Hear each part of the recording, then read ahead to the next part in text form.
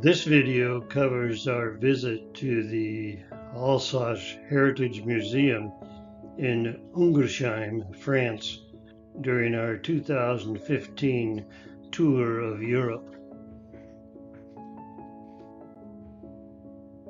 The visit to this outdoor museum, located in the lower left here on this map, was part of a 3-day, 2-night excursion out from our home base in Reutlingen, Germany, shown in the upper right corner. This visit follows our 2 days in the Alsace wine region, shown by the 4 red dots on the left. This is a map of the Alsace Heritage Museum. The yellow circles locate buildings that I have photos of as we walked through this outdoor museum of buildings. The museum contains about 80 authentic historic buildings that were carefully dismantled from villages throughout the Alsace and rebuilt at the museum. Every house has its own history, original village, and approximate construction date. Many buildings have distinctive architectural features. This is the sawmill, one of the museum's working industrial exhibits. Water from the canal turns a 6-meter bucket wheel whose power is transmitted through gears to drive a massive vertical saw.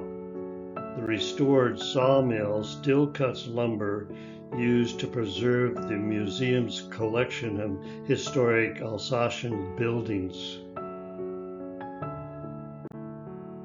This large farmstead represents the home of a prosperous Alsatian farming family.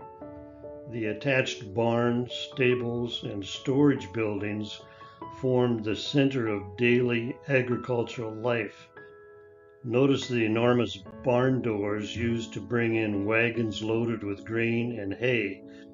On the roof sits one of Alsace's most recognizable residents, a white stork.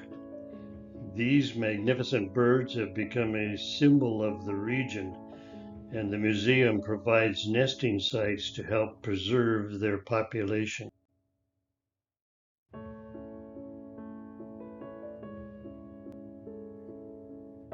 This is a traditional farmhouse.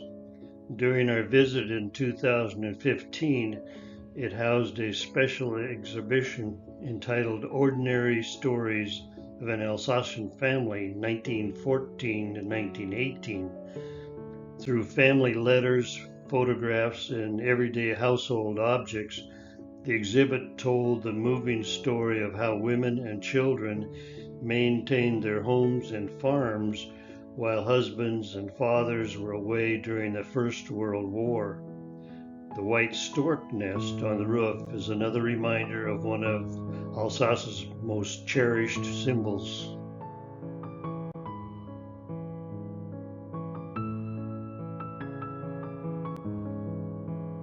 Here we are standing inside a traditional farm courtyard.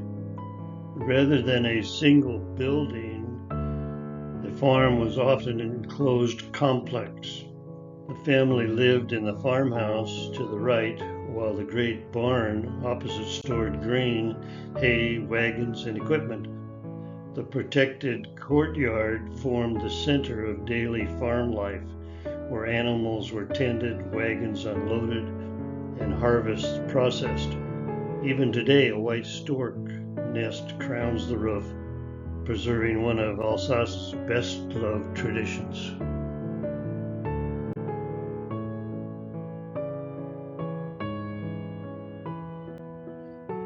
This humble farmhouse represents one of the oldest styles of rural architecture. Unlike the larger brick-filled homes of prosperous farmers, its walls are made of timber framing filled with earth and plaster beneath a traditional thatched roof. On the right is our photo taken in 2015. I needed a better photo, so the other photo is from the internet. And notice that the blue shutters are not there. But notice the graceful curved timbers in the walls and the wooden balcony shown on our photo on the right.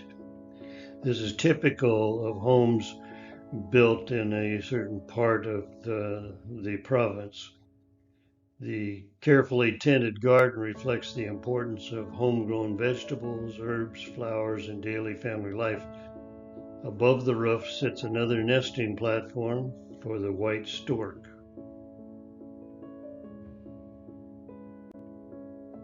The photo on the right is as it was in 2015 when we visited. Here I felt I needed a better photo for this presentation, and I found that the understanding of what this building was has changed.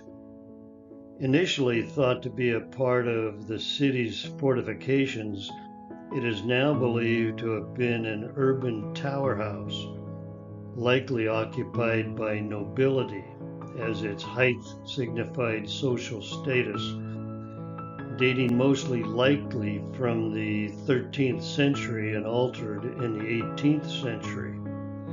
The building has no cellar. The ground floor is a large room separate from the upper floors, probably used for storing food supplies, though not necessarily for trade or production. The first floor, originally accessed by an external wooden staircase, was used as living quarters. The timber frame upper section and roof represent a plausible reconstruction from the late 15th or early 16th century. From the top of the tower here we look down over the wine grower's house. One of the surprises at the museum is discovering houses painted brilliant shades of blue. The color is not a modern addition, but reflects traditional lime wash pigments once used in parts of Alsace. This humble farmhouse, built with massive hand-hewn oak beams and earthen wall panels, shows how ordinary farming families lived several centuries ago. The uneven timbers and tiny windows remind us that every piece of the house was crafted by hand long before modern machinery. Depending on whether the area was under French or German administration, pupils might have been taught in either language. This farmhouse represents the home of a prosperous farming family. One of the most distinctive features is the long covered gallery. It provided sheltered access to the upper floor while also serving as a place to dry herbs, fruit, and laundry.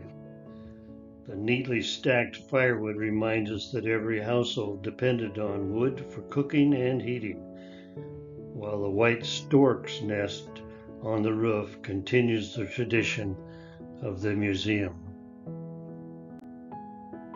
This is the Bushwheeler house, home to the museum's mechanical clog making workshop.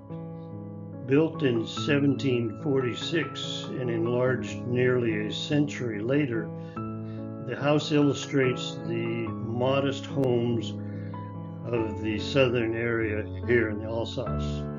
Inside, visitors can see an ingenious machine that copied wooden clogs from master patterns, allowing a skilled craftsman to produce as many as 200 pairs a day. Even so, each pair was still required to be carefully hand finished before it was ready to wear. In 2015, we were told that this home was thought to be the home of a Jewish family. In the 1600s, they were not allowed to own or till the land, so they turned to being craftsmen of various trades. Also, the building was originally one story. The half-timber framing made it easy to add another floor.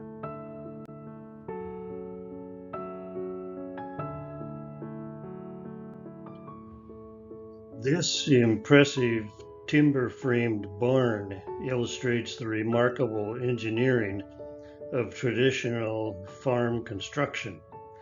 Massive oak beams carry the weight of the enormous tiled roof, while carefully placed diagonal braces strengthen the walls.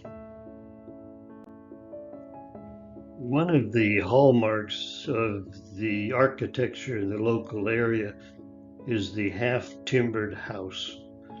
The heavy oak beams form a giant wooden skeleton that supports the entire building.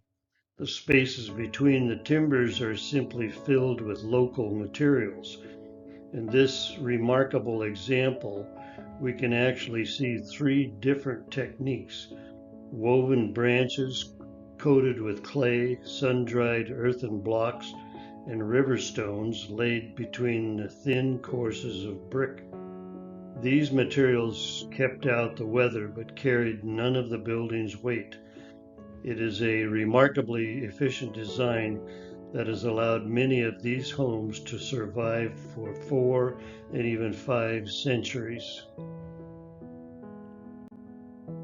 The name half-timbered comes from medieval English usage, where only half of each timber's thickness was visible from the outside, while the rest was embedded in the wall.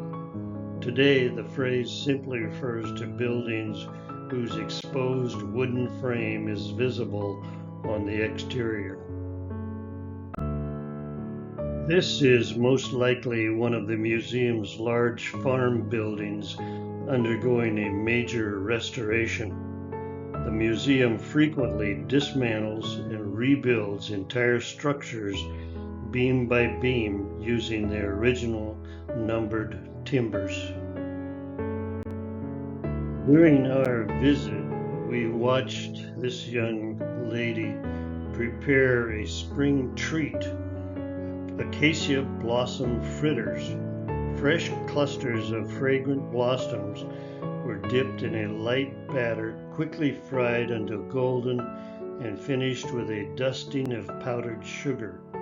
Available only for a few weeks each May, these sweet fritters have been enjoyed in the French countryside for generations.